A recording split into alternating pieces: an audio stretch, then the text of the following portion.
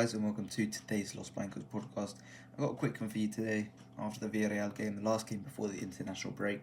I thought I'd leave you guys with a little review after this game, and it was a solid win against the Villarreal, a team in which we haven't beaten at home, or for us, away from home, in La Liga for 7 years. Last time we beat them was in 2018 with Cristiano Ronaldo, so it's been a very long time since we beat them at that stadium. And we knew it was going to be a tough game. It was 2 days after, or 3 days after the Champions League game against Atleti, where it went the full length of the game. It was obviously a game in which the players looked absolutely terrible, and in particular I thought Jude Bellingham looked absolutely fatigued to the high heavens. From minute 0 to 90, it just looked like this guy was absolutely dead, and just didn't know how to cope. But he did cope very well. I thought he had a good performance, and I think the Real Madrid players, they should be very proud of themselves, because it's a very good win for us to keep the pressure going on Barcelona going into this weekend and today, where Barcelona are going to be playing as Atleti away from home. So keeping the pressure piled on at this point is really important, and it's a huge win to beat a side that we haven't beaten in such a long time at this stadium, when our whole team is absolutely wrecked in terms of injury, in terms of fatigue, in terms of rest. We are just totally destroyed. So having this international break is going to be good for some players who aren't going on to the national break, which is not many, actually, to be fair. But it's a nice little break for Real Madrid to take at this current moment in time when the match days are just getting so intense. But just a couple points I've got after this game. I thought, first things first, I thought Kylian Mbappe, this is what you sign Kylian Mbappe for. These type of games where he's just ridiculous, and when he's just so good, when he's just head and shoulders above everyone else on the pitch, when he's there to finish, when he's there to absolutely cause issues for the opposition. Villarreal couldn't defend him. He was just on a different level to them, and it was just so obvious that Kylian Mbappe was just too good for them. He was too good for them, and I think overall the performance was fantastic, but in particular the finishing was amazing.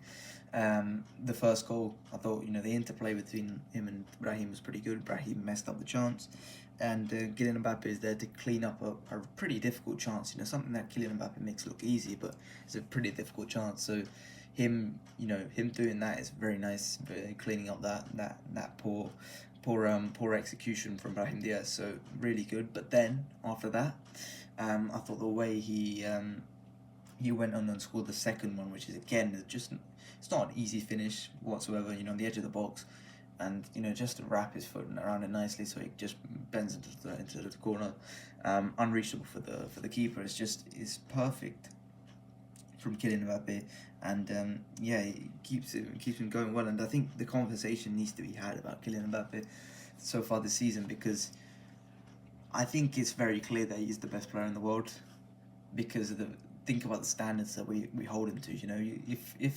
If Rafinha has this type of season, and we're saying the best player in the world, look at Mbappe. Mbappe hasn't been at his best, but the fact that he's done 31 goals so far this season, and we're in March, without really trying, without really giving it, without really actually being at his best, it does speak quite highly of Kylian Mbappe, the fact that he has reached 31 goals, and it's been a bad season. And I have confidence that, let's be honest, from now until the end of the season, I have pretty good confidence that Kylian Mbappe can overtake Lewandowski. He's one goal behind him, and win the Pichichi. But it's everything in my opinion relies on Kylian Mbappe in those big games, and his the look on his the verdict on his Real Madrid debut season. I think all depends on how he does in terms of the big games. Because if we look at Jude Bellingham's debut season, which is at this point widely regarded as top 3, I would say, top 3 best debut seasons in terms of Real Madrid history. Obviously, I can't speak on guys like Di Stefano and stuff like that, but in terms of modern Real Madrid history, him and Cristiano, and then who else? It is that's the level we're talking about, right? So that was a ridiculous first season from Jude Bellingham last year. This year, what's separating Kylian Mbappe and from Jude Bellingham? Well, the difference is Jude Bellingham was doing it in the big games and was saving us so many points. These type of performances against Villarreal, where we struggle to win, and we struggle to get points. When Kylian Mbappe is this type of match winner, I think it's going to be huge for his how the Real Madrid fans view him. I think it's going to be huge if he goes ahead and, we've got 2 games against Arsenal. It's going to be huge if he goes and wins us those 2 games.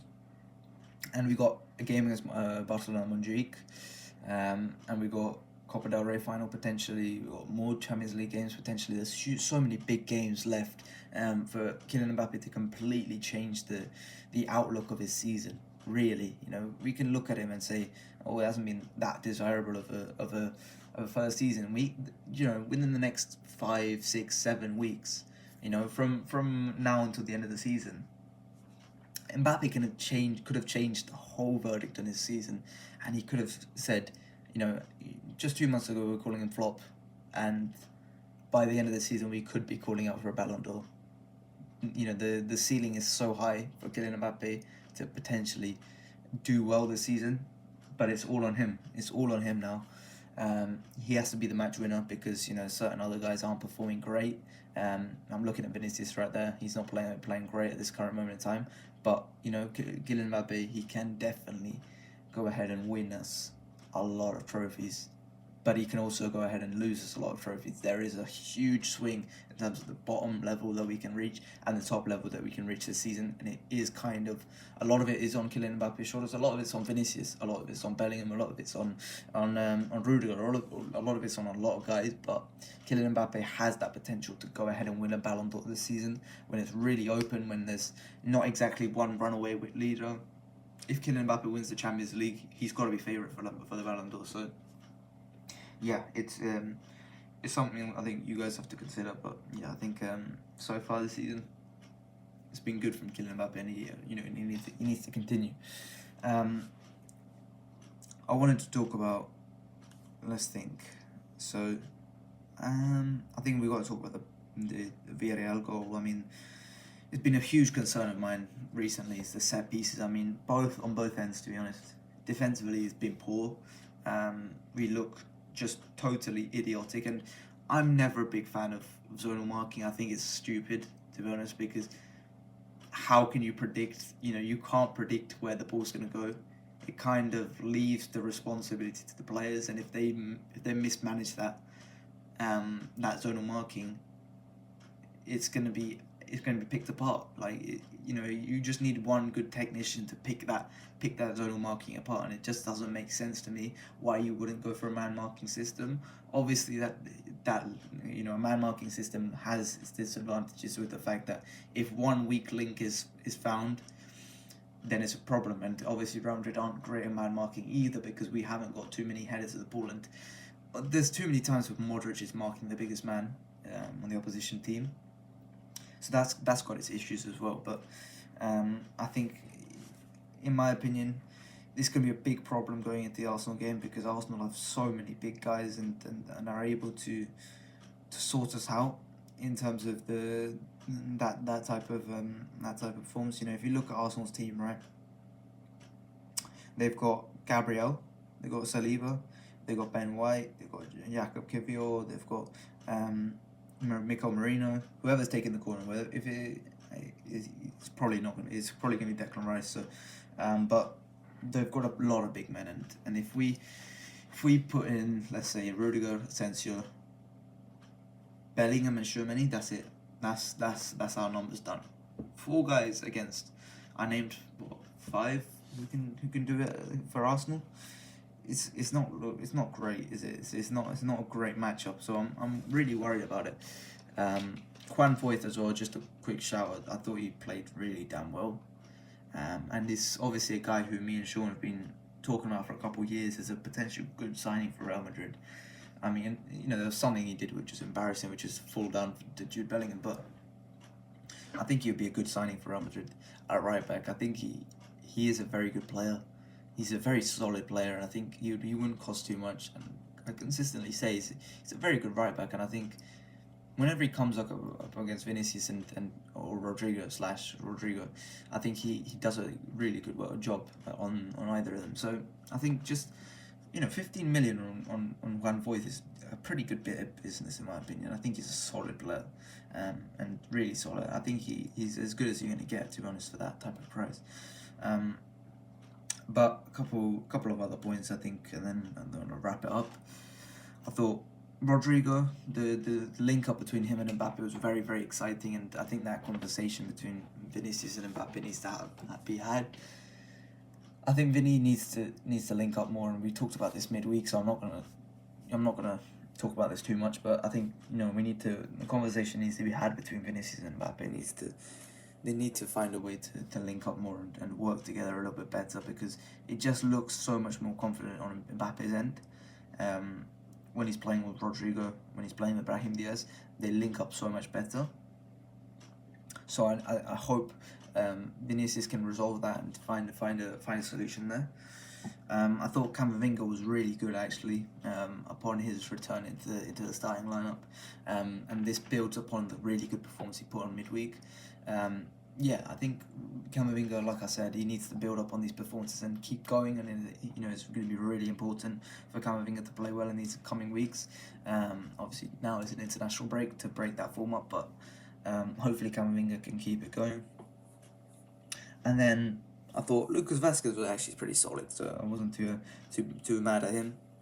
Arda, this is going to be my final point. Arda, I think, was pretty bad when he came on, and it is pretty sad to see, because if we think about this fixture last year at La Ceramica, he scored 2 goals against Villarreal in that 4-4 game, and he was just so fantastic, and he looks so devoid of confidence. He doesn't look great right now, and I feel for him.